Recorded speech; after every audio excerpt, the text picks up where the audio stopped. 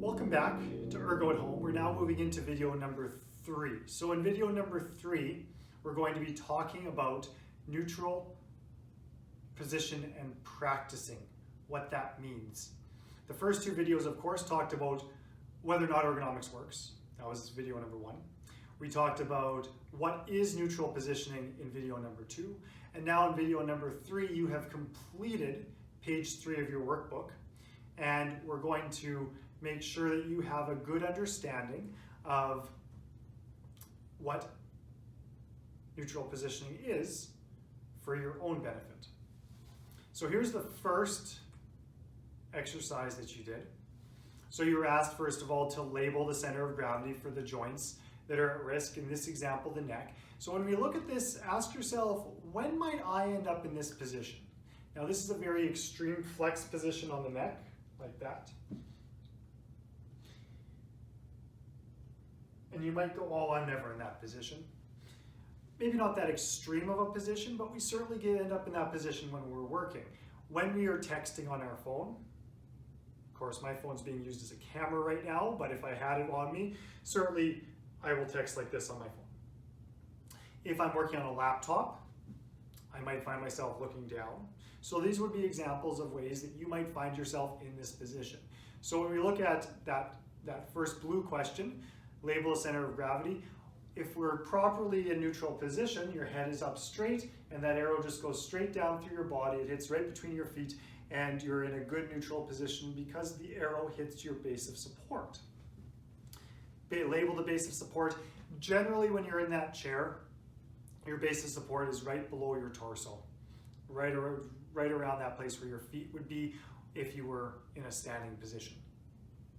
And then circle the region that's at risk. That's going to be your neck in this case, because your neck is having to hold up your head when you are, your head is having to hold up your neck when you're in this position. And that's not what we want. We want to try to set you up in a way that you can sit up straight, let your head relax into itself so that your neck doesn't have to do too much work.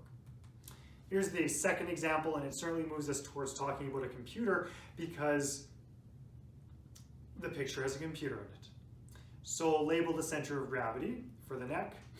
It's shifted forward because you can see that spine has a C-shaped curve to it.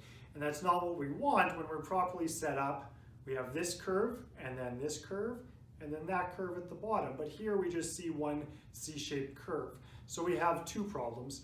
A, that center of gravity does not fall into the base of support, and B, because of the position of the spine, those small muscles on the spine are going to be at risk of injury. So we know what the center of gravity is, we know how to label the base of support.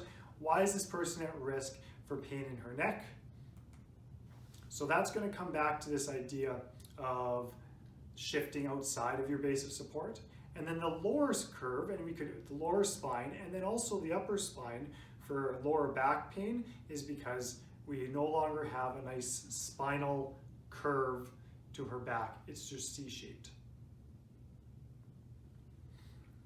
So those are several examples of how it is that we could possibly develop injuries in different positions, whether that's because we're looking down at something for a long period of time or because we are slouching over.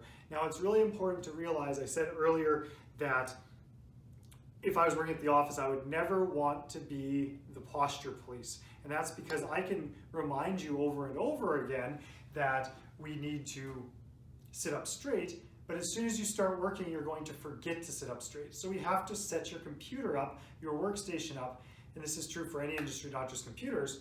We have to set up in a way that it facilitates you working in a neutral position. Here's a few more examples of neutral positioning examples where things are not in neutral position. So we're talking about somebody that's using a phone, right? So now your head is off to the side, you've hiked up your shoulder like that. So your shoulder is going to fatigue, your back is going to fatigue, your head is having to be held up by your neck, so these muscles are going to get tired. Again, you're just out of neutral positioning, and you can start to put the arrows in now and think about where her base of support would be and why it is that these different positions create a risk for nuisance injuries. Keyboards are interesting, so I'm going to get you to do another activity because we always want to find ways to move. hold your hand up straight like this and wiggle your fingers.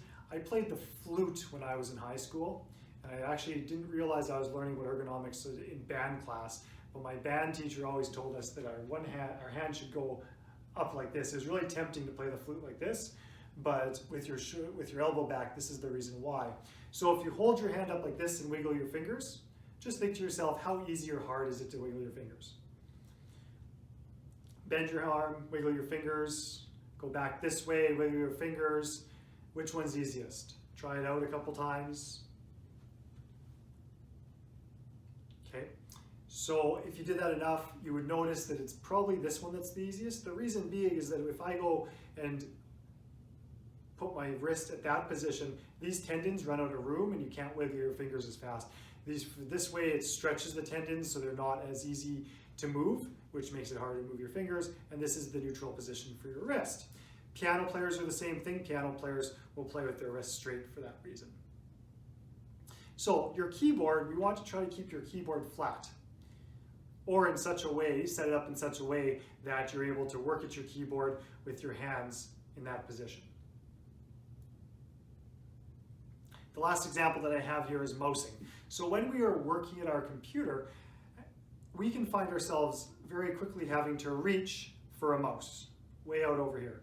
And when we do that, we go back to that window washer, you're holding your hand up for long periods of time. And yes, you'll be resting your hand on the desk, but you still have to support all of this weight here between your hand on the desk and your shoulder. So then your shoulder starts to get sore. This is actually one of the most common places to develop tingling in your fingers because of this. Your shoulder gets sore, the muscles swell, they put pressure on your nerves, and then you get tingling in your finger. And we literally fix that very quickly by bringing the mouse closer to the body and then at the same height as the keyboard so that everything is in neutral position. So there's several more awkward postures that help us better understand neutral positioning, whether it's good or bad. So that's the end of video number 3. I'm hoping that you are starting to put together an idea of what you might do with your own workstation at your home, whether you're at your desk, or at your kitchen table, or at your kitchen island, or on your couch, and trying to think about how it is you might set up your home workstation to best fit your body so you don't have to think about having good posture, but so it just kind of happens. As we move into video number 4, don't push play quite yet, but I want you to push play. Don't push play yet, because what you're going to want to do is you're going to want to go back to page 2 and complete box number 1. And then you're also going to want to complete page number 4 of your workbook using the checklist that's on page 5. So once you've done that and you're ready to move on to the next video, I look forward to seeing you then.